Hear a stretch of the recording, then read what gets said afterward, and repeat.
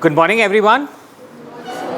So, as far as I know, you guys have already visited Vishesh Jupiter Hospital, and you have already seen what all services are there, like what kind of services a building requires.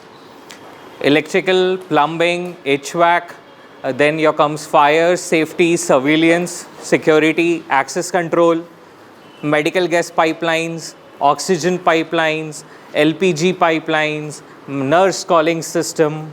देखा है सारा? बोलो हाँ. Yes. मतलब you okay. So it is going to be an interactive session. Okay. मैं बोलूँगा तो फिर वो मज़ा नहीं होता. रेगुलर क्लास है. अपन बातचीत करेंगे तो दो चीज़ें मैं आपसे सीखूंगा. राइट. तो आप लोग मुझसे नहीं, मैं आपसे सीखने आया हूँ. ठीक है. तो let's keep it that way. So as such, I need to speak on the hospital per se, but just as an overview, because I already know that you people have taken a session from Kulkarni ji about electrical. You people have taken a session about how all the services get coordinated by Mr. Sanjay Tiwari, right? उन्होंने यही पढ़ाया होगा, I believe, how the project management consultation is done and how the amalgamation of all the services takes place in a building, right? हल्का सा फटाफट से एक overview करेंगे उसके ऊपर और फिर हम आगे बढ़ेंगे. ठीक है. सो these all are the type of the occupancies what we going to design in future. जब आप लोग यहाँ से बाहर निकलोगे पढ़ करके और अपने अपने फील्ड में जिसकी जो भी डोमेन रहेगी उसमें जब आप लोग बिल्डिंग्स बनाओगे, so all these occupancies are what you people are going to cover. Usually all this work of designing the services comes with the either the MEPF consultant, which is a wholesome package of all the services together, or there are consultants available in the market who provide singularly each particular services. All right. Why do architects need MEPF consultant? Why can't architects themselves design all the services by themselves? Anybody? This is a very easy question to answer. Come on, stand up. Matlab, why architects need us as your associates?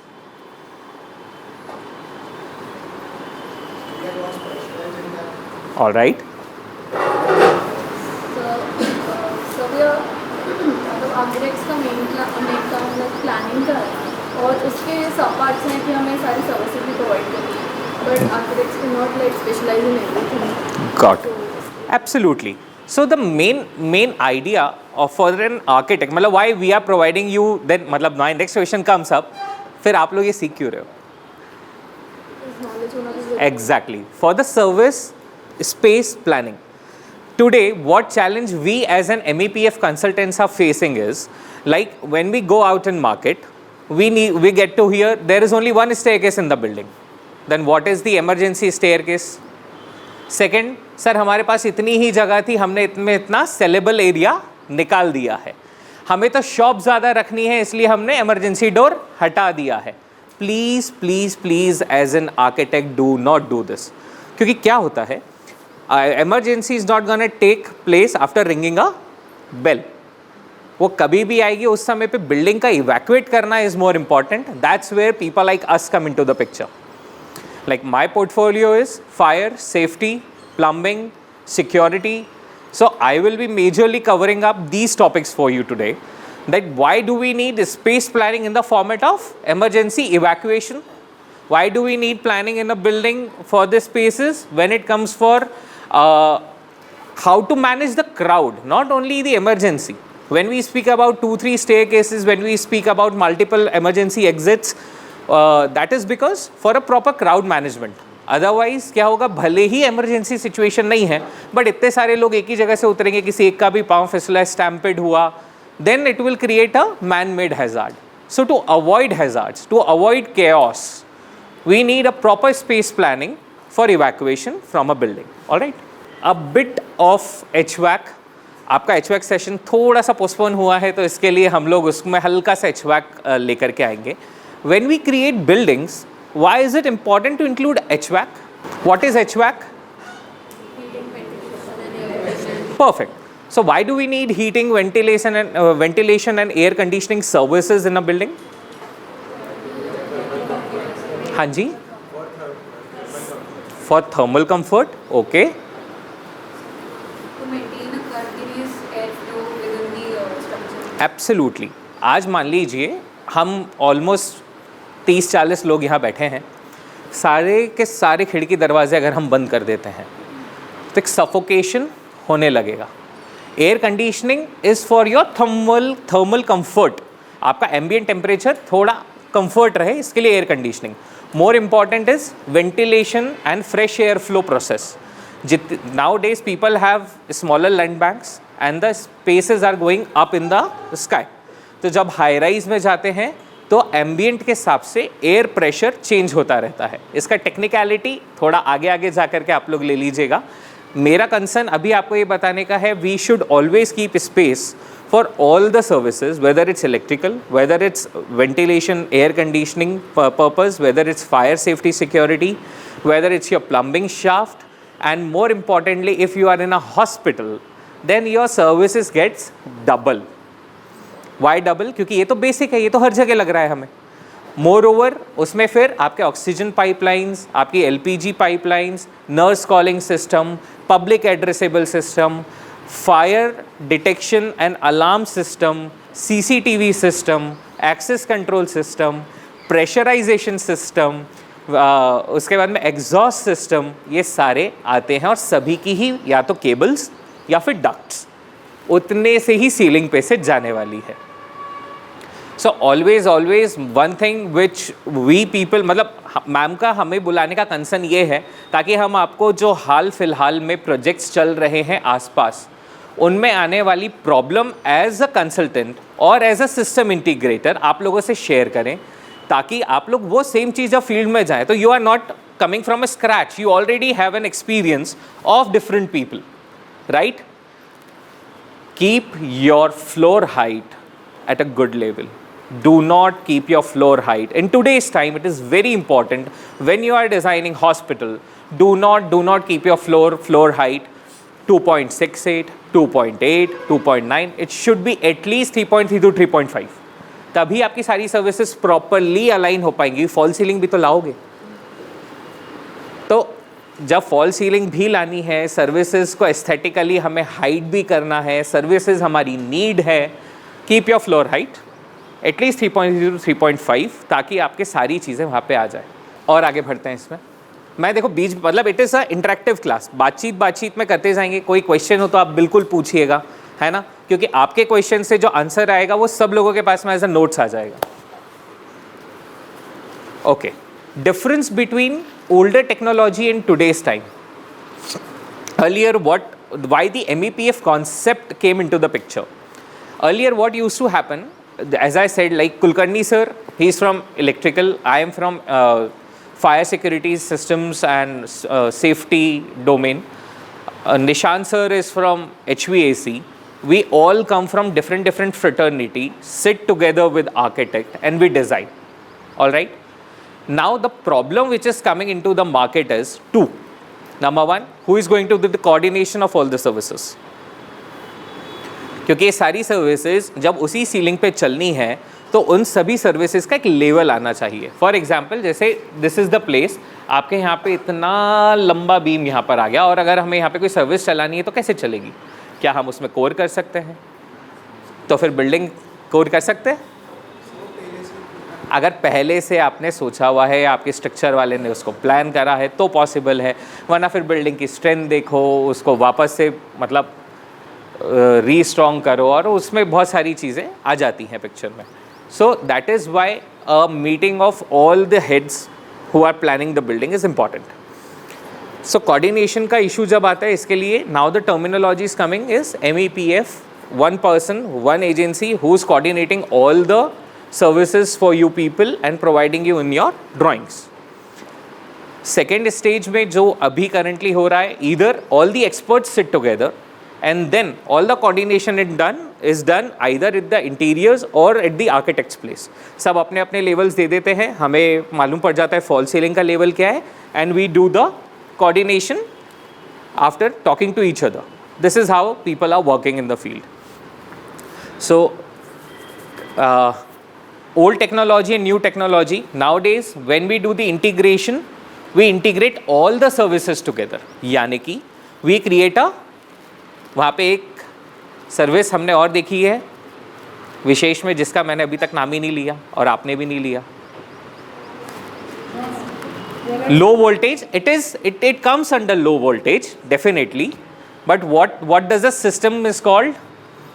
कोई ऐसा बड़ा सा computer देखा था जिस पे dashboard बना हुआ था? Anybody? फायर फाइटिंग में पंप्स होते हैं, उसमें आपको कंप्यूटर का ऐसा कुछ वो नहीं है. इसी तरीके की एक स्क्रीन होगी, छोटी होगी, उस पर अलग अलग उनके सिस्टम्स दिख रहे होंगे. हाँ जी, सर्विलियंस. ओके, सर्विलियंस में भी ये पार्ट आता है. Anyone else? Yes. So when we talk about today's technology, we are integrating building management system in a building. What does building management system does? थोड़ा जोर से. It integrates all the services. Apart from this, real time updates or emergency PMS, जैसे lifts बन जाती हैं तो PMS system activates one of the lifts. yes, absolutely. Anything else? So why in today's technology we need BMS? Number first, when today as a budding architect or today as a budding consultant, it is very need for us to understand the concept of saving the energy. Always when you people design your building, go for green building concept. And when we talk about BMS, it is the far most useful item to manage your resource. It is energy efficient system. क्या करता है BMS? Today we are sitting here. There are 50-40 people in this particular classroom. What kind of temperature everybody needs? BMS अपने आप उसको sense करता है. Accordingly temperatures change करता है. जहाँ पे लोग नहीं होंगे, जहाँ पे there is no crowd in the building, वहाँ की लाइट्स डिम करेगा, वहाँ का HVAC रेगुलेट करेगा. ठीक है, वहाँ के जो डोर्स हैं, वहाँ की जो विंडोज़ हैं, उन्हें मॉनिटर भी करेगा. अगर अच्छा BMS हम पूरे में लगा रहे हैं तो जहाँ पे लोग हैं, जहाँ पे क्राउड ज़्यादा है, वहाँ पे सर्विलियंस को एक्टिव रखना, एनर्जी ऑप्टिमाइज करना, ये सारे काम BMS के होते हैं. In terms of emergency, it interconnects all the services together. Example, जब मान लीजिए हम जिस बिल्डिंग में हैं, अगर यहाँ पे कोई फायर इंसिडेंट आउटब्रेक होता है तो सबसे पहले क्या होगा? अलार्म. स्प्रिंकलर नहीं चलेंगे, नहीं चलेंगे, आ रहे हैं उस पर हम. हाँ जी, स्प्रिंकलर स्मोक डिटेक्ट नहीं करते हैं. आगे, हाँ जी, हॉस्पिटल यहाँ का छोड़ो, हॉस्पिटल चलते हैं. विशेष जुपिटर आप लोग गए, रिसेप्शन एरिया में आप खड़े हुए हो, उसके ठीक सामने एक डोर है, उसके फर्स्ट फ्लोर पे राइट हैंड साइड में उसकी कैफेटेरिया है. एम आई राइट? खाना खाया कैफेटेरिया में? नहीं? बहुत अच्छा खाना है, अगली बार जाओ तो प्लीज़ खाना. ठीक है, सो फर्स्ट फ्लोर पे राइट हैंड साइड में कैफेटेरिया है. Let's assume that we people are sitting in a cafeteria and we hear the sound of alarm. हम लोग क्या करेंगे? हाँ जी, भागेंगे. ठीक है, हम लोग वहाँ से भागेंगे. इसके साथ में वहाँ के जो सिस्टम्स है वो कैसे अब वर्क करेंगे, स्टार्ट गिविंग अ थॉट. तब तक हम आगे चलते हैं.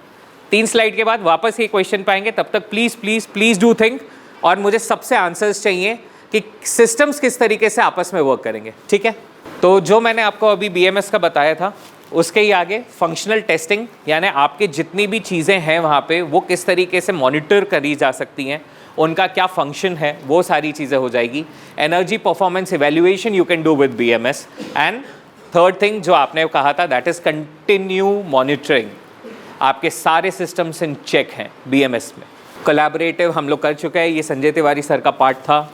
जो हम लोगों ने बात कही उसमें ये सारी सर्विसेज में ये सारे के सारे आपको स्पेस प्लानिंग लगती है. ठीक है, अब ये तीसरी स्लाइड है. अब मुझे जवाब चाहिए कि विशेष जुपिटर हॉस्पिटल के कैफेटेरिया में हम 40 लोग बैठे हैं. We hear the sound of alarm and a message from Are you guys getting how the systems are working? किसी एक आदमी ने देखा कहीं पे फायर आउटब्रेक है, उसने वहाँ पे एक MCP जैसा छोटा सा देखा था, लगा हुआ था, break the glass and pull the MCP।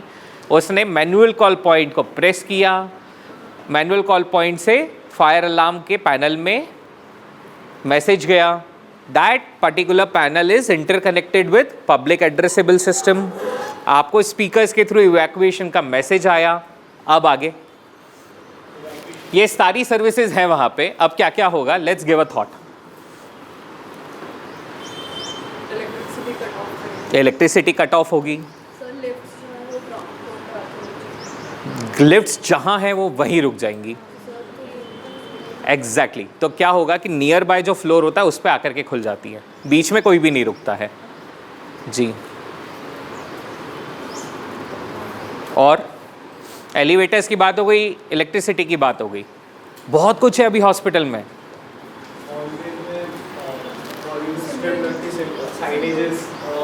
Signages, emergency signages switch on होंगे। और see we can only create a perfect building if we start thinking. मतलब आज हम घर भी जाते हैं तो हम सोचते हैं ना कि हमें कौन सा रूट लेना है, या हम आज कॉलेज आ रहे तो हमने सोचा ना कहाँ से ट्रैफिक कम मिलेगा। क्यों सोचा हमने? ताकि हम लोग जल्दी पहुँच पाए, टाइमली पहुँच पाए, right? We need to think what all things will happen in case of an emergency. So that's how we can plan it up कि कितनी कितनी सर्विसेज लगेंगी, क्या क्या लिस्ट डाउन हमें करना चाहिए। And moreover as an architect you people will understand how to plan the space for all these services. भाई हमारा काम तो आपको सर्विस बताना है, आपका काम हमें बिल्डिंग में वो सर्विसेज को जगह देना है। सो और क्या, एलिवेटर्स, साइनेजेस, इलेक्ट्रिसिटी कट और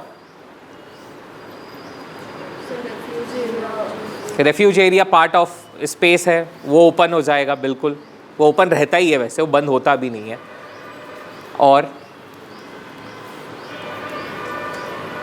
सोचो ना, सर्विसेज सामने लिखी हैं, come on give a thought, I need answers. थोड़ा सा इंटरेक्टिव बनाओ, नींद आ रही है उन्हें।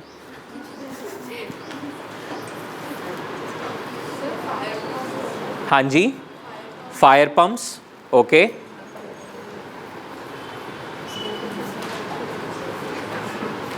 Okay, so let's start writing. सबसे पहले होगा ये कि HVAC के अंदर से एयर कंडीशनिंग कट ऑफ हो जाएगी, उसके बाद में उसके अंदर एग्जॉस्ट चालू हो जाएंगे, ठीक है।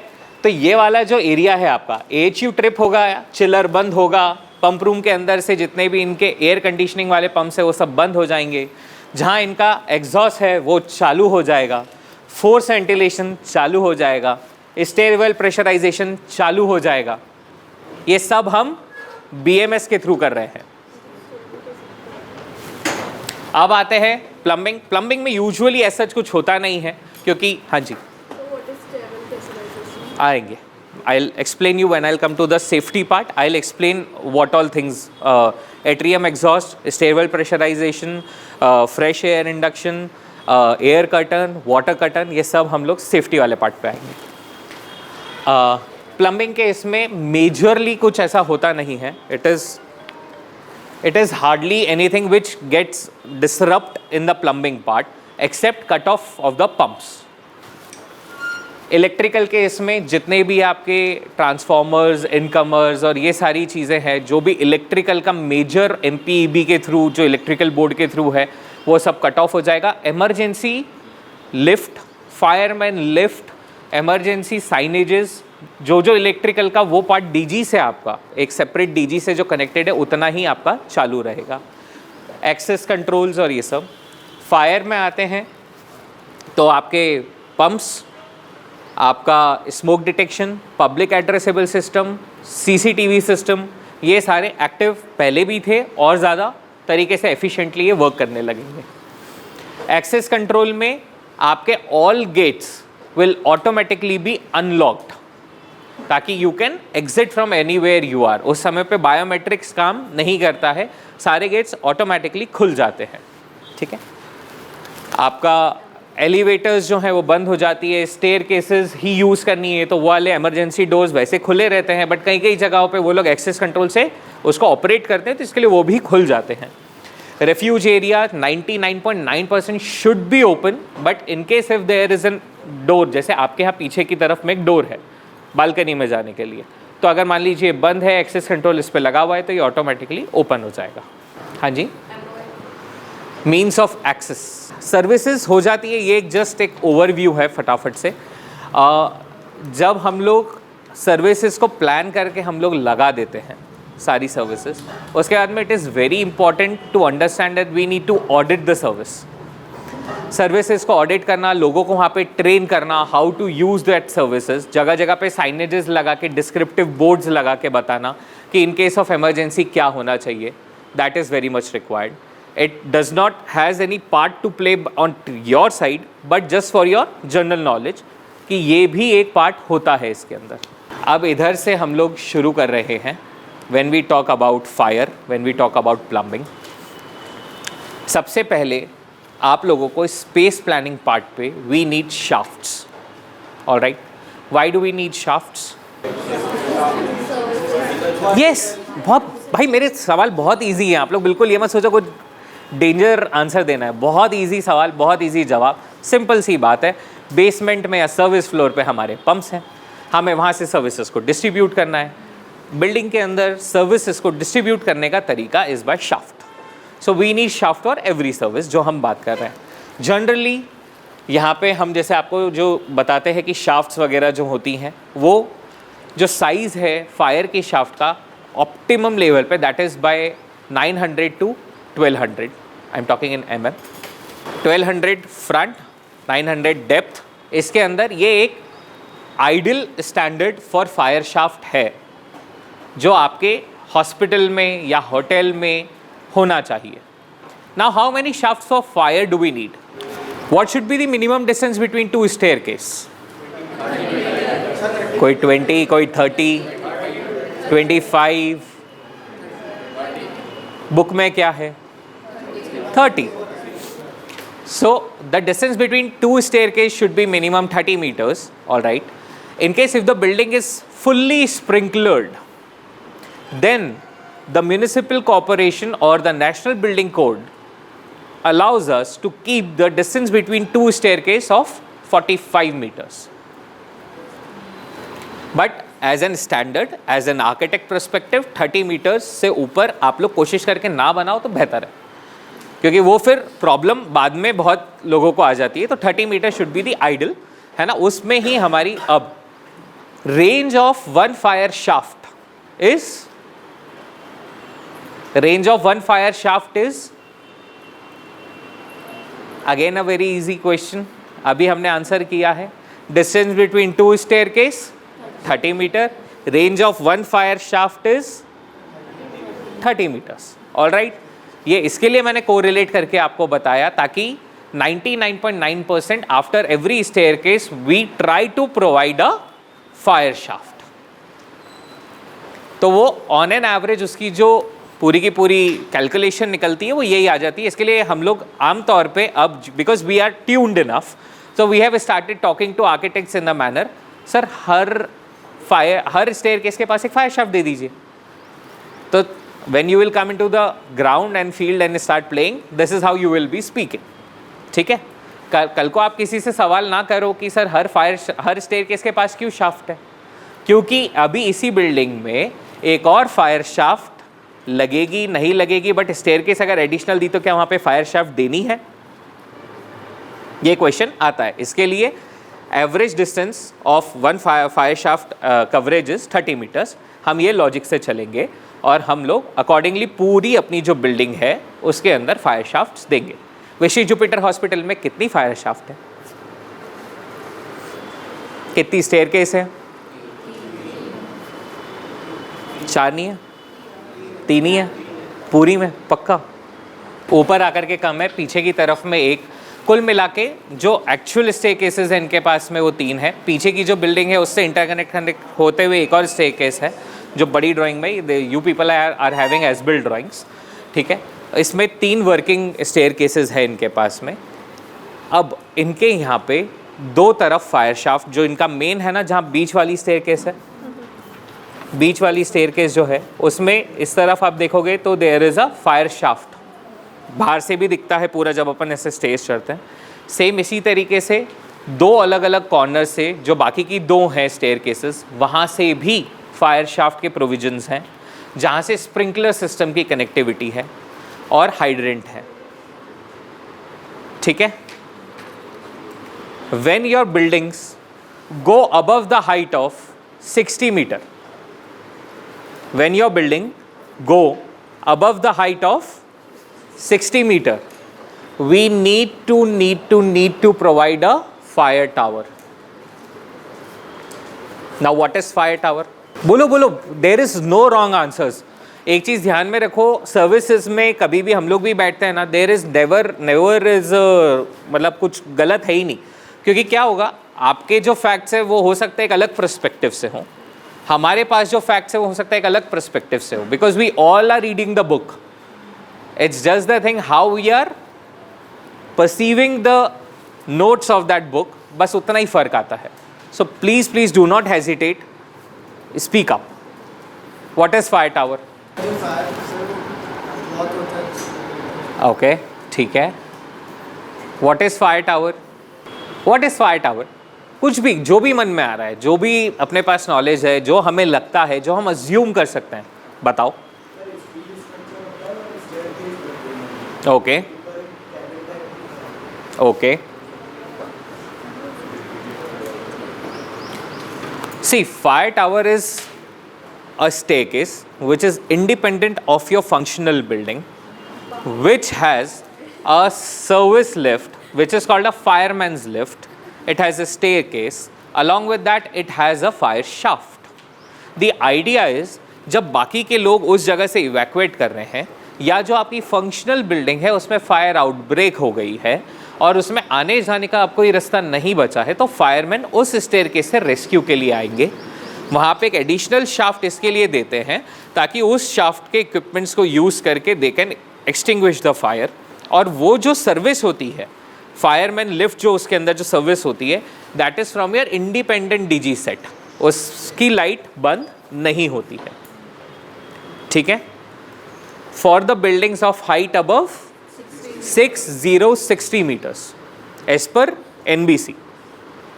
ठीक है। अब इसके अंदर मतलब ये स्पेस प्लानिंग का पार्ट था, इसके लिए मैंने काफ़ी एम्फेसाइज दे करके आपको बताया। Nowadays if you are talking about 350 bedded hospital, the high rise buildings are coming into the picture. हर किसी के पास विशेष जैसी इतनी बड़ी लैंड नहीं होती है।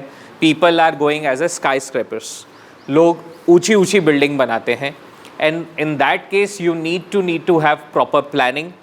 आपके शाफ्ट्स की, आपके ओपन स्पेसेस की इतनी अच्छी प्लानिंग होनी चाहिए, क्योंकि हैज़ार्ड खाली अगर फायर आउटब्रेक हुई है तो उसका इम्पैक्ट एम्बियंट में जब पड़ेगा तो आपकी विंड का प्रेशर से, अगर मान लो 9th फ्लोर पे फायर है तो एक्सीडेंट जो होगा वो 5th फ्लोर पे, 4th फ्लोर पे, 3rd फ्लोर पे हो सकता है, क्योंकि विंड का प्रेशर ऊपर से आता है और जो स्मोक है वो नीचे आकर के, हमेशा हमने क्या सुना है, स्मोक ऊपर जाता है, but when we go in high rises smoke usually do not go further up, it starts coming down, और फिर नीचे वाले जो फ्लोर्स रहते हैं उनमें धुआं भर जाता है और वहाँ पे एक्सीडेंट्स होने के चांसेस बढ़ जाते हैं। अब जैसे कि ये आपकी स्टेयरकेस है, इसके दोनों साइड अगर आप देखेंगे तो अलग अलग सर्विसेज और डक्ट्स दी हुई हैं जो कि रन कर रही हैं। ठीक है। This is for your plumbing, this is for your fire, and this is again for your plumbing. थोड़ा सा इसके अंदर प्लम्बिंग वाला पार्ट अब मैं इंट्रोड्यूस करता हूँ। प्लम्बिंग में किस किस तरह की लाइनें चलती हैं, anybody? Soil pipe, waste water, हाँ मतलब ग्रे वाटर कर लो और उसको ऐसे करके बोलो, और हाँ जी, storm water, drinking water, vent pipe, ठीक है, हॉट वाटर सप्लाई, डायलिसिस के लिए, हाँ ठीक है, ये हम और डीप में चले गए, ठीक है। एग्जैक्टली अभी अगर हम बात करें तो सबसे पहले जो चाहेगा पानी को पहले ऊपर लेके जाना है, तो सप्लाई लाइन हम लोग वही मिस कर रहे थे, हमने सारा नीचे ले आए, ऊपर जाने की लाइन नहीं है हमारे पास। So we will start with the supply line, that is your domestic water आप कह सकते हैं। जो डोमेस्टिक वाटर है इसमें यू हैव 2 ऑप्शंस, ठीक है। ये स्पेस प्लानिंग के हिसाब से चल रहा हूँ। So let's assume again, let's go with Vishesh Jupiter hospital. Basement देखा है हमने, देखा है। बेसमेंट में हमने वहाँ पे fire pumps, RO pumps, softeners ये सब देखे हैं, राइट। सर्विस फ्लोर देखा है हमने उनका, देखा है। वहाँ पे क्या देखा, ठीक है। अब ओनली प्लम्बिंग पे आते हैं। प्लम्बिंग में हमने किस किस तरह के पंप्स देखे, हाइड्रोनोमैटिक सिस्टम्स, हाँ जी, हाइड्रोनोमैटिक सिस्टम्स। सिस्टम्स क्या क्या देखे, पंप्स चलो एक सेगमेंट हो गया, सिस्टम्स क्या क्या देखे, water softener. What does water softener do, थोड़ा सा फटाफट में, डेप्थ में नहीं जाना है। बाहर से पानी आया, पानी का जो मतलब पानी का जो खार है वो हटाया, सॉफ्ट किया पानी को, हमने आगे भेजा, ठीक है। This is water softener basically. Water softener इनके यहाँ पे कहाँ लगा हुआ है, बेसमेंट में लगा हुआ है। सो जो रॉ वाटर आ रहा है, यानी कि म्यूनिसिपल की तरफ से जो पानी आ रहा है, let's give this way, municipal की तरफ से जो पानी आ रहा है वो इनके यहाँ पे एक टैंक है, उस टैंक के अंदर इन्होंने, अब टैंक अंदर से तो देखा नहीं होगा हमने। Now the question comes, because you people are going to design it, how the tank will be made. किसी ने पूछा वहाँ पे कि प्लम्बिंग की कितनी कैपेसिटी है, फायर की क्या कैपेसिटी है, क्या कैपेसिटी है? जो डोमेस्टिक टैंक है वो 77,000 लीटर, 75,000 के 77 के 2 थे, ठीक है। फायर और एक 184,000 का ओके, फायर टैंक भी 84,000, टोटल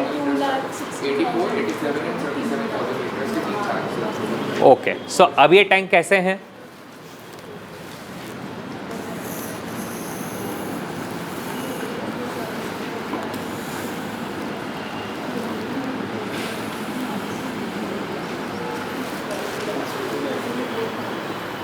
ये जो इनके टैंक हैं, it is a 1 cumulative, I am very poor in this, है ना, सो प्लीज़ बेयर विद मी।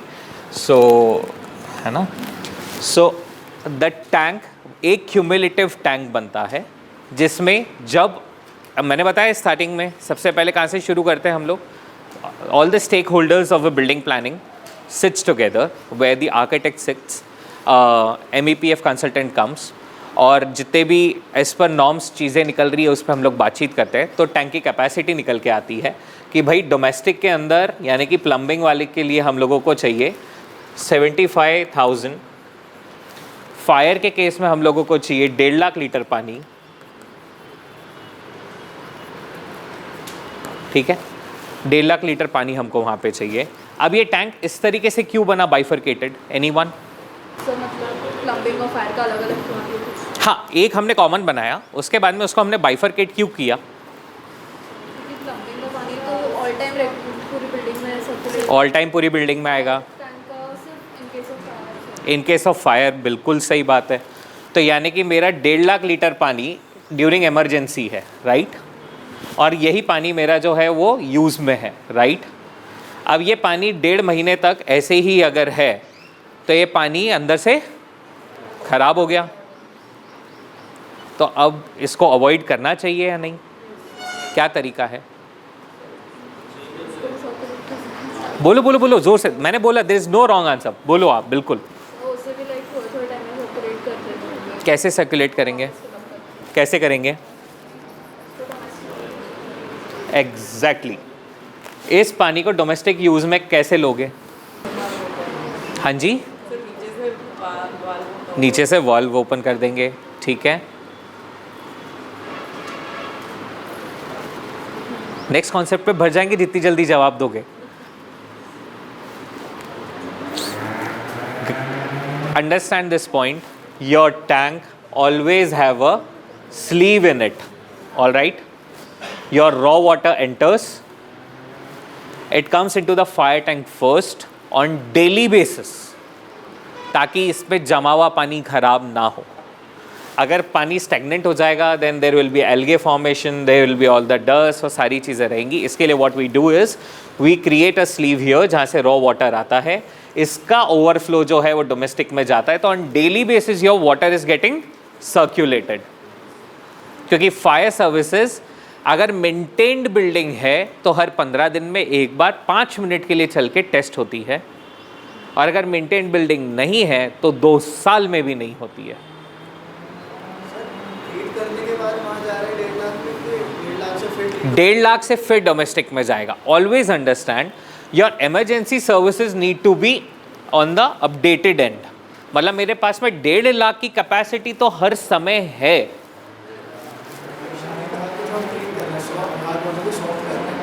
अभी तक तो पहुंचे ही नहीं है, वहां तक पहुंचे ही नहीं है।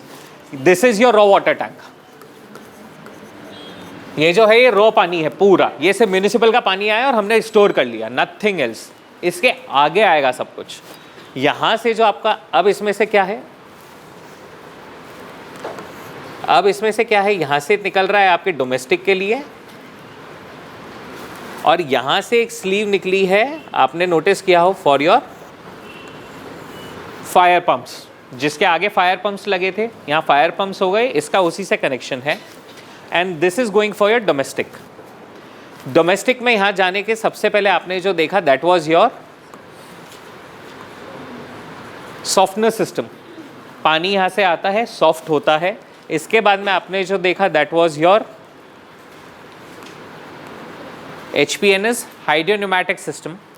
हाइड्रोन्यूमैटिक सिस्टम के through now there are 2 options. हाँ जी,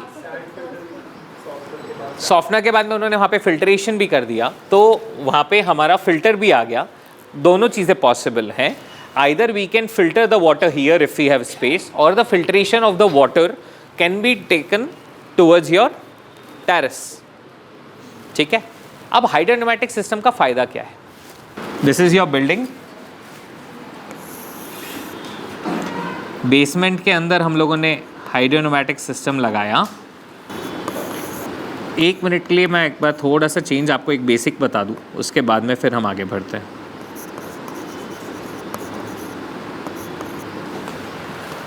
अभी at Indore at maximum places the building which are of मतलब जो इतनी ज़्यादा स्मार्ट नहीं है, उसमें ये हो रहा है टैंक से पानी आता है, ट्रांसफ़र पंप लगता है, बिल्डिंग के ऊपर पानी जाता है।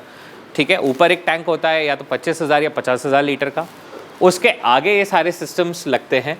मतलब यहाँ पे आपका सॉफ्टनर लग गया, इसके बाद में आगे निकल करके आपका RO लग गया, इसी के साथ में पानी आएगा तो वहाँ पे आपका हीट पंप लग गया, और पानी वहाँ से आपके हर फ्लोर में नीचे नीचे आ जाता है।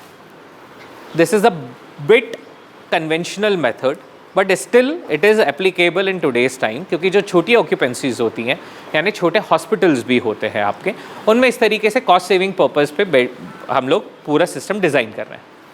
इसी का ही जो सेकंड पार्ट है दैट इज़ आप टैंक से आगे लेते हो, सॉफ्ट करते हो पानी को। हाइड्रोन्यूमैटिक सिस्टम से आपके जितनी भी शाफ्ट है प्लम्बिंग की,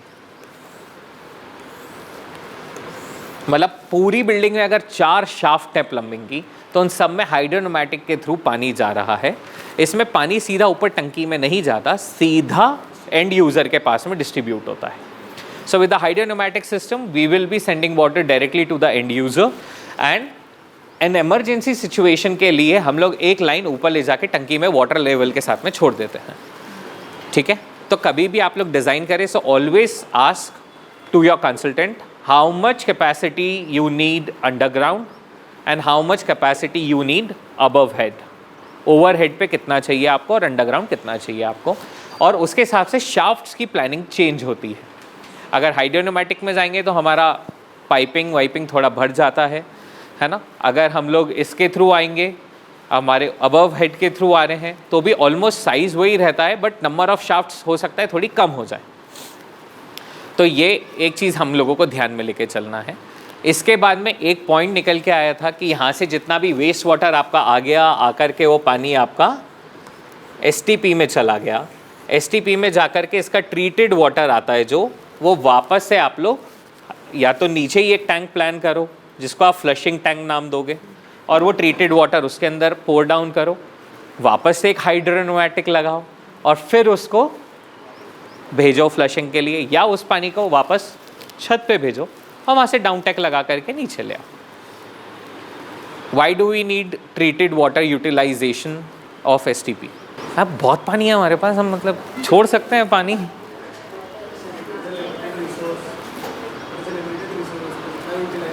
Exactly. We are going to the slide 1. Always plan your building with the idea of green building concept. Reuse, reuse, recycle, reuse, है ना, ये करना ही है।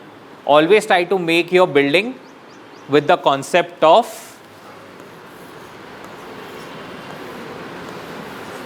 zero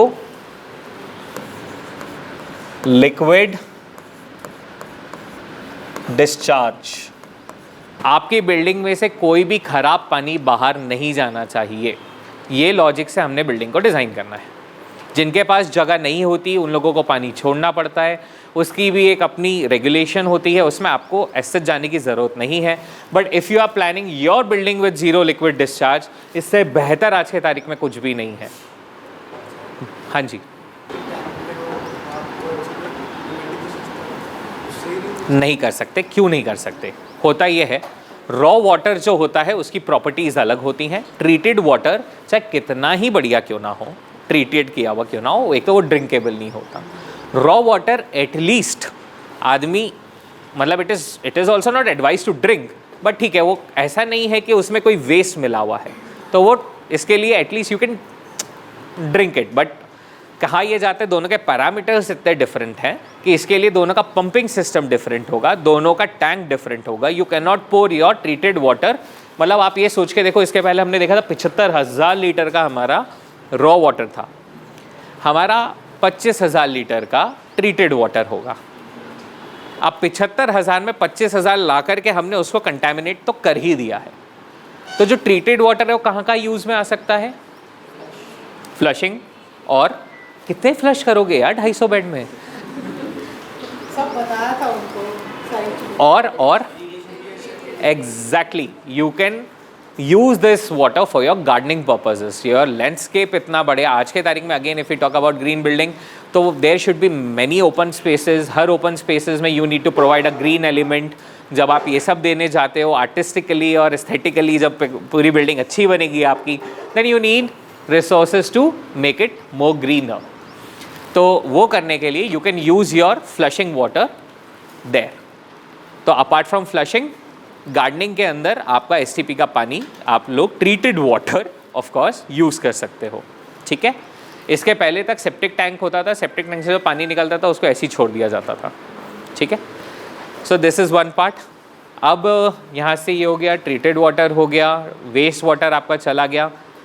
अब एक क्वेश्चन आता है कि सर डक्ट की जो साइज़ है उसको छोटा कैसे करें?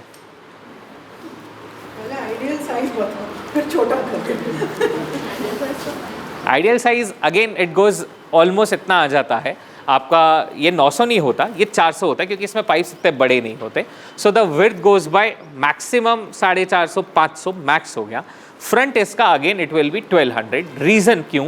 क्योंकि बहुत सारी नंबर ऑफ पाइपलाइंस नीचे ऊपर होती हैं और सब पैरेलली चलती हैं, इसके लिए, है ना।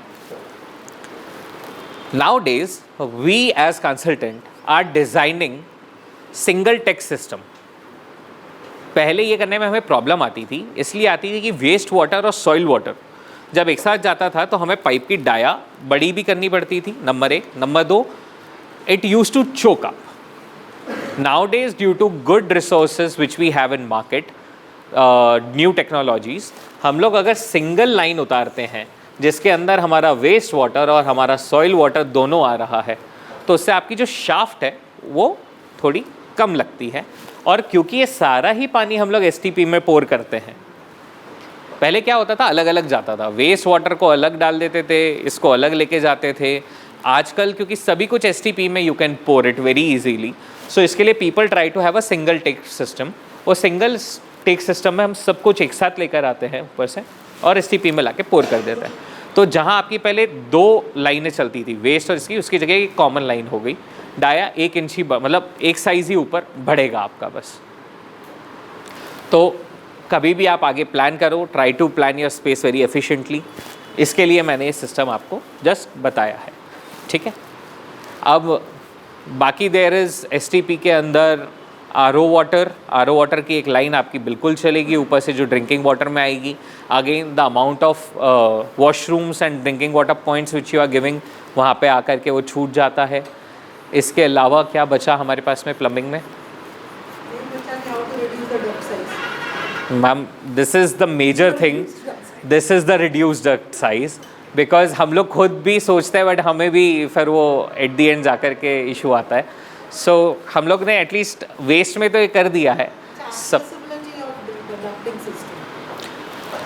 अगेन अब accessibility of the ducting system should be, मतलब जहाँ पे भी if you are designing hospital तो 90% क्या होते हैं, जो कॉमन एरिया के वॉशरूम्स हैं आपके, या जो आपके बाकी के रूम्स के साथ जो हैं, उसमें आपके जो डक्ट्स है there should be a common duct between 2 washrooms. वो जो स्टैंडर्ड प्रैक्टिस है आपको, आप ये मान के चलो सबसे ज़्यादा डक्ट प्लम्बिंग वाले मांगते हैं, सबसे ज़्यादा। क्योंकि क्या होता है, हम लोग ना स्लज के साथ मस्ती नहीं कर सकते कि हम यहाँ से वहाँ ले गए। बाकी चीज़ों में तो हम फिर भी चलो, फायर हो गए, इलेक्ट्रिकल हो गया, हम लोग लगा लेते हैं पूरा दिमाग कि यहाँ से हटाओ, यहाँ से ले जाओ, इसको ये कर दो, वो कर दो। But when it come to the waste pipes we can not do hanky panky with that, because in case if it burst out it will be very chaotic. So we genuinely need ducts and please do plan ducts for that.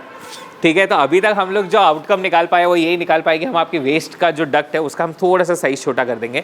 तो washrooms के अंदर से एक supply का जो ऊपर से या नीचे से आप दोगे वो, और एक वेस्ट, यही 2 आपकी आएगी, और हॉट वाटर तीसरी, ठीक है। चौथी फ्लशिंग, ठीक है बढ़ रही है ना लाइन।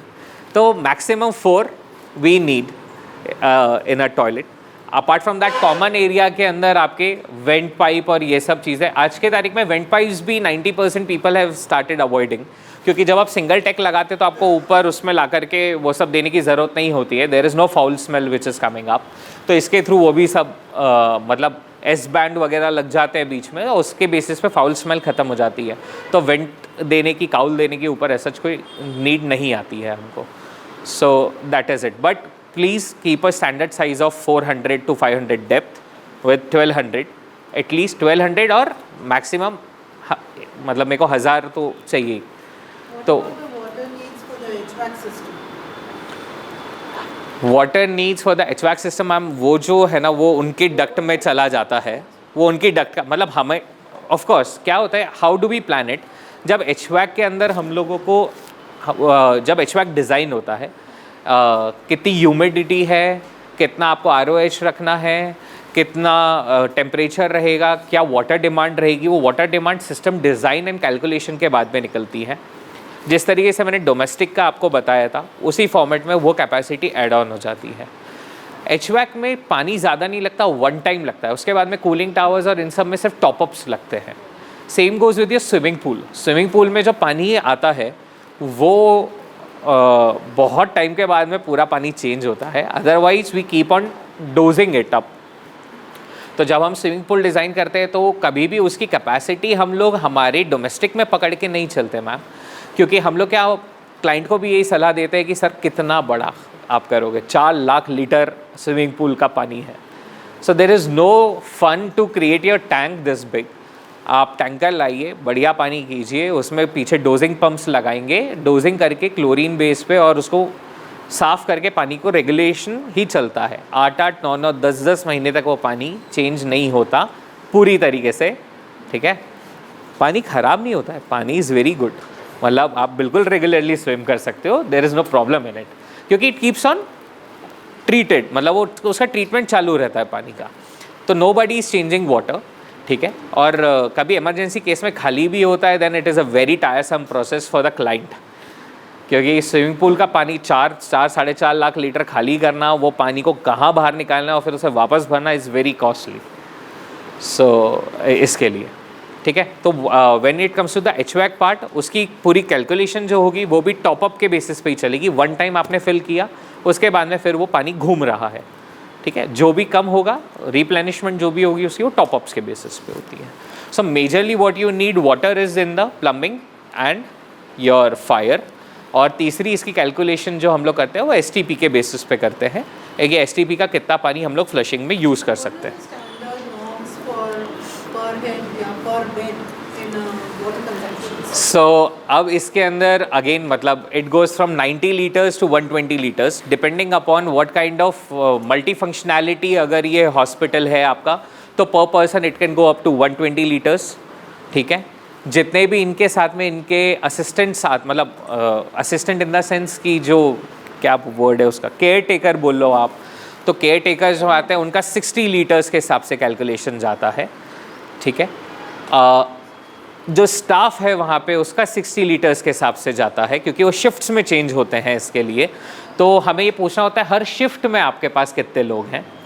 सो ओवरऑल ऑक्यूपेंसी में जो पॉपुलेशन है, मतलब ऑक्यूपेंसी में जो ओवरऑल पॉपुलेशन है उसमें स्टाफ की कैटेगरी, पेशेंट्स की कैटेगरी, रेस्ट की कैटेगरी यानी कि आपके केयर टेकर की category plus miscellaneous accordingly from जैसे विशेष है तो विशेष वॉज बीन कंस्ट्रक्टेड बाय 120, तो 120 लीटर पर पर्सन के हिसाब से की कैलकुलेशन करके हम लोगों ने निकाला कि इतना पानी लगेगा ऑन एन डेली बेसिस। इसके अंदर एक चीज़ और आती है, कभी भी हॉस्पिटल के 350 के 350 बेड ऑक्यूपाइड नहीं होते, तो इसके अंदर हम लोग क्या करके चलते हैं -20% पकड़ करके चलते हैं, -20% मैम पकड़ के चलते हैं, प्लस इमरजेंसी रिजर्व में हम लोग वापस से उसके बाद में 15% बढ़ा देते हैं 80% to 90% occupancy को मैम। ये बोलते बट एक्चुअली क्या है ना मैम, इट इज़ जब हम क्योंकि वरना कितना वॉल्यूम निकलेगा, तो वो वॉल्यूम को मैनेज करने के लिए, हाँ इसके लिए तो वो कहानी घूम फिर करके वहाँ तक पहुँच जाती है। तो वो मैनेज ओवरऑल वे में हो ही जाता है। जब वो फुल फ्लेजेड तरीके से चलता है तो मतलब थोड़ा सा प्रॉब्लम आता है, then they also need to pour tankers and all, but still 90% इन लोगों का काम इनके पास स्टोरेज जो रहती है उससे फुलफिल हो जाता है। सो ये एक टेंटेटिव कैलकुलेशन है।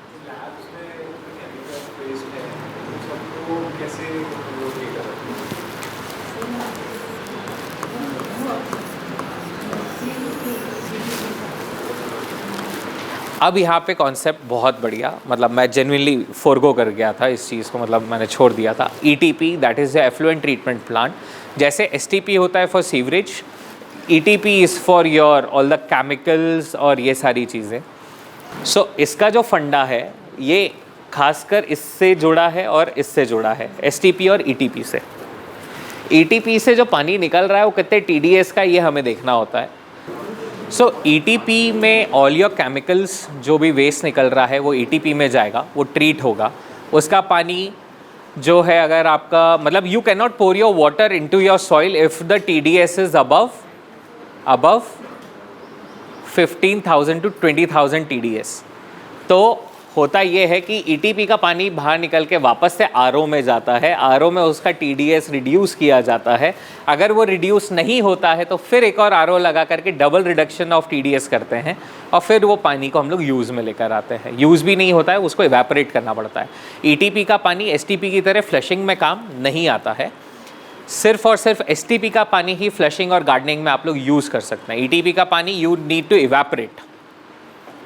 90% होता ही है कि जैसे आज हॉस्पिटल है इसमें तो फिर भी चलो ETP का कंजम्पशन थोड़ा कम है, but when you go to industries, जब आप लोग कभी कल को अगर मान लीजिए आप लोग यहाँ से निकल के इंडस्ट्री डिज़ाइन करते हैं तो इंडस्ट्री में there is a lot of consumption of ETP। वहाँ का जो वेस्ट वाटर निकलता है, RO का भी जो वेस्ट निकलता है, वो सारा पानी एक कॉन्सेप्ट आता है इसमें इवेपोरेशन, मतलब बड़े बड़े इस तरीके के पॉन्ड बनाए जाते हैं। हाँ जी, पॉन्ड यस, बड़े बड़े पॉन्ड्स बनाए जाते हैं जिसमें ETP का वेस्ट, RO का वेस्ट ला करके इसमें छोड़ दिया जाता है। ये पानी महीनों वहाँ पड़ा रहता है, 4 महीने 5 महीने के बाद ये पानी एवेपोरेट होता है। इसको आजकल एवेपोरेटर्स के थ्रू भी फटाफट एवेपोरेट, जिनका कंजम्पशन बहुत है, जहाँ पे वेस्ट बहुत निकल रहा है, एवेपोरेटर्स लगा करके फटाफट इसे एवेपोरेट करते हैं पानी को। और इसके बाद की जो बेडिंग यानी कि इसके बाद जो सॉल्ट्स निकलते हैं वो फिर आपके जाते हैं आगे अलग अलग फ्यूल बनने के लिए। So there is nothing which is waste, वो उसके बाद में आपके जैसे अपन ने वो देखे ना कंडे देखे ना, उस जैसे अलग अलग तरीके से for their boilers and all it is use, that waste is use for that. So ETP का प्रोसेस इज़ फॉर केमिकल्स, है ना, उसको ये पैटर्न होता है. हॉस्पिटल्स इनमें जो कैपेसिटी ऑफ ETP है दैट इज़ वेरी स्मॉल. तो प्लम्बिंग वाला सेगमेंट मोटा मोटा यहाँ आकर के आपका डन हो गया.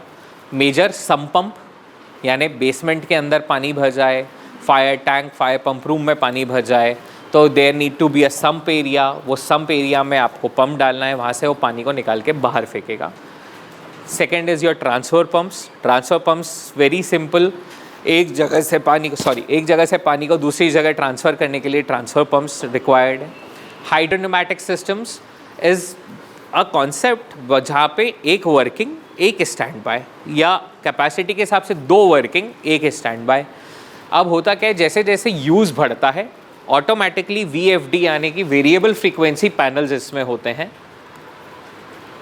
वेरिएबल फ्रीक्वेंसी पैनल्स लगते हैं इसमें, और वो पैनल्स के बेसिस पे पंप्स की हम लोग फ्लो, पंप्स की इंटेंसिटी या नंबर ऑफ पंप्स घटा बढ़ा सकते हैं. This is also another way of, मतलब इट इज़ अ वेरी मतलब आप ये मान के चलो 0.0001% ऑफ BMS है, क्योंकि हम लोग यहाँ पे कॉस्ट सेव कर रहे हैं. Number 1 by the energy consumption.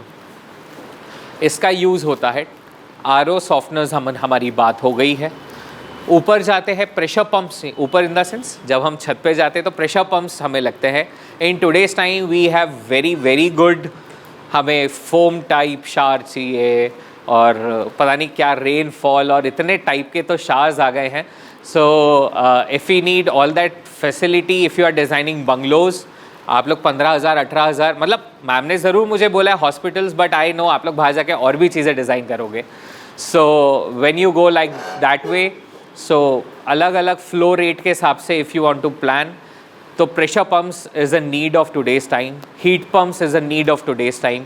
लोगों ने गीज़र्स लगाना, छोटी जगह है तो गीज़र्स इज़ ओके, बट जैसे ऐसे सेंट्रलाइज एरिया है then heat pumps plays a very important role, जहाँ से आपकी हॉट वाटर लाइन आपकी आती है और उसकी एक रिटर्न लाइन भी जाती है. सो जस्ट टू से कि शाफ्ट के अंदर जब हम हॉट वाटर लाइन नीचे लेकर आ रहे हैं तो वो पूरा सर्कल करके वापस से ऊपर हीट पंप तक जाती है. So there is a return line as well. तो ये सारी चीज़ें हैं. कई बार होता है कि डोमेस्टिक वाटर की भी अगर if you need to create a very efficient, बिल्कुल पानी आपका वेस्ट ना हो, तो फिर एक लाइन डोमेस्टिक की भी आज के तारीख में हम रिटर्न लेके जाने लगे हैं. एक्चुअली होता क्या था कि आदमी पानी खोल के रखता था और फिर जितना यूज़ हुआ वो तो ठीक है, तो वो उसका भी एक रिटर्न बना दिया है कि एटलीस्ट वो वेस्ट ना हो, मतलब नीचे पानी गया तो घूम रही है लाइन, वैसा वाला चीज़ है. How many backup pumps, see इसका it totally depends on the occupancy, मतलब क्या यूसेज है क्या है. There is no standard to it. Usually people either go with 1 working 1 standby or 2 working 1 standby. See, standby pumps का logic is only 2. Number 1, अगर आपकी use बढ़ती है तो आपकी उस कैपेसिटी को मीटअप करने के लिए एक स्टैंड बाय लगाते हैं. अदरवाइज प्लम्बिंग एक ऐसी सर्विस है कि अगर पंप ख़राब हो गया तो यू कैन नॉट से कि मेरे पंप नहीं चल रहे, तो उसको एक स्टैंड बाय लगा करके जस्ट कि हाँ चलो एक ख़राब हो गया तो एक आपने एड ऑन दे दिया. With this logic the add ons are given. Apart from that it totally depends on the occupancy and the calculation जो आती है हमारी निकल करके. ठीक है. हाउएवर एज एन आर्किटेक्ट, मतलब अगर मैं इसको दूसरे वे में लूँ, this job is for the person who is designing the entire system for you. You just need to provide space. तो ये है. हाँ जी. सो जब फर्स्ट टाइम विशेष कॉन्सेप्चुअलाइज हो रहा था तब जो एक मीटिंग हुई उसमें बैठ कर के पूछा गया कि कितने बेडेड हॉस्पिटल होने वाला है. उन्होंने कहा कि हमें 300+ बेड्स का हॉस्पिटल बनाना है. First phase of the hospital was conceptualise for 200 beds. Then add on based on the revenue generation, add on 80 beds, then add on 50 beds. ठीक है. तो जो इंफ्रा तैयार किया जाता है वो ऑप्टिमम कैपेसिटी का किया जाता है, क्योंकि आप बार बार टैंक्स नहीं तो कैसे बनाओगे. तो इसके लिए हम लोग जब 350 की बात कर रहे थे तो हमने उसी हिसाब से ही इनका इंफ्रा रेडी किया. हम कभी भी किसी भी बिल्डिंग में अगर एक्सपेंशन की उम्मीद है हमें, तो हम लोग कोशिश ये करते हैं कि हम वन टाइम इंफ्रा रेडी करें। उससे क्या होता है, इट टू डायरेक्टली प्रोपोर्शनेट, मतलब इसका डायरेक्ट रिलेशन जो है वो क्लाइंट की पॉकेट से होता है कि बॉस एक बार आप इंफ्रा रेडी कर लोगे तो आपको आगे चल के सिर्फ मेंटेनेंस कॉस्ट देनी है। योर कैपेक्स आपका हायर एक बार हो गया तो आपका ओपेक्स हमेशा कम आएगा। ये फाइनेंस साइड में घुस गए हम थोड़ा सा, ठीक है। कैपिटल इन्वेस्टमेंट अगर आपकी थोड़ी ज़्यादा है तो आपके ऑपरेशनल इन्वेस्टमेंट जो आगे चल के उसको मैनेज एंड रन करने के लिए वो थोड़ी रेगुलराइज हो जाती है। अदरवाइज होता ये है कि लोग कैपेक्स कम करते हैं और फिर उनको मेंटेनेंस का पार्ट ज़्यादा आता है। बिल्डिंग जितनी पुरानी होती जाएगी उतना ओपेक्स कॉस्ट बढ़ता जाएगा उसका, क्योंकि मेंटेनेंस का पार्ट निकलता जाता है। तो infra has to be prepared one time. आप भले ही उसके ऊपर 2 फ्लोर और ले आइए बाद में, नॉट अ प्रॉब्लम। जैसे अभी वो लेकर के आए 2 फ्लोर अभी लेकर के आए और पीछे का एक और एक्सपेंशन लेकर आ रहे हैं, बट उनके पास में they have enough infra to cater all the needs. हाँ जी,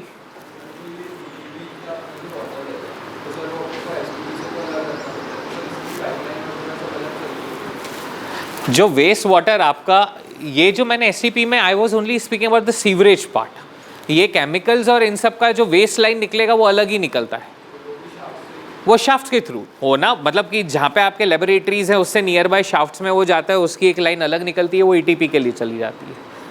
वो एसटीपी में आकर के मिलेगी भी नहीं, वरना सब केओस हो जाएगा।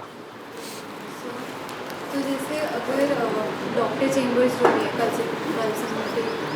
कंसल्टेशन ओपीडी हो गई जी, तो उसमें भी जैसे बेसिन्स लगे और अगर वहाँ से कोई एफ्लुएंट वेस्ट जनरेट हो रहा है तो लाइक इसी shaft. Okay, so I tell you, इनका जो अब हम ना क्या कर रहे हैं, हम मिक्स कर रहे हैं। जो कंसल्टेशन जनरल ओपीडीज़ होती है उसमें जो केमिकल्स यूज़ होते हैं वो इस टाइप के नहीं होते कि आप उनको ईटीपी में लेकर के जा रहे हो।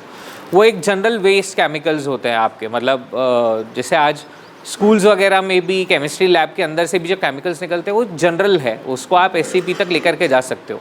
जो थोड़े से हायर कॉन्सेंट्रेशन के साथ वाले होते हैं, इसके लिए मैंने ईटीपी का यूजुअली हॉस्पिटल में मैं डिस्कस इसलिए नहीं करता क्योंकि वो बहुत ही सिक्योर, मतलब अलग पार्ट हो जाता है उसमें। वो जनरल ओपीडी में you do not mix ETP lines, मतलब it is not required as such. वो अब मैम ओटी के लिए तो निकलेगा, उसका तो अलग जाएगा। ओपीडीज़ बहुत सारी होती है, उसमें अलग अलग करने का, हाँ ऑपरेशन थिएटर्स में ज़रूर रहता है कि आपको देना पड़ेगा। आईसीयू में नॉट नीडेड है वहाँ पे, और डायलिसिस रूम का तो पोर्शन ही अलग हो जाता है। डायलिसिस आरओ अलग लगते हैं, ड्रिंकिंग वाटर आरओज अलग होते हैं, डायलिसिस आरओज अलग होते हैं, उनकी स्पेस प्लानिंग अलग होती है। तो वो चीज़ें बाइफरकेटेड चलती है वहाँ पे। और इतनी स्पेस, मतलब आपके पास में सब निकालने के बाद में देयर इज़ ऑलवेज, मतलब you have to think through that. they have like separate shafts for like ICU or OPs? Okay, so जो आपके वॉशरूम वाला एरिया है, जो रेगुलर में आपका क्या होता है, जो आईसीयू होता है ना, उसके वहाँ पे भी एक आपकी वॉशरूम आ रही होती है। हम लोगों की भी कोशिश ये रहती है कि हम सारी वेस्ट लाइन्स उसी के थ्रू कैटर करके ले जाएं, मतलब जितने भी एरिया का वेस्ट निकल रहा है उसी के थ्रू हम लोग चला जाए। और वहाँ पे 110% you need to provide a washroom. ICU का एक अलग वॉशरूम आएगा, ओटी के पास में एक छोटा वॉशरूम अलग आएगा, सब दूर। तो वहाँ पे जो आप हमें ये 1200 बाई 400 500 की शाफ्ट देते हो, हम इसी के थ्रू उसको कैटर कर लेते हैं। Different material there are many nowadays, मतलब जिसे कहते हैं ना आपका मटीरियल जो हॉट एंड कोल्ड में यूज़ होता है, क्योंकि कुछ भी स्टोर होके तो रहने वाला नहीं है, सब वेंट आउट हो रहा है। So you can use general pipes जो हमारे आते हैं वही वाले। इसमें आपको और ज़्यादा करना है तो फिर वो रगेड टाइप, SWR पाइप्स और ये सब आप लोग यूज़ करके उसको लेकर के जा सकते हो। Plumbing done.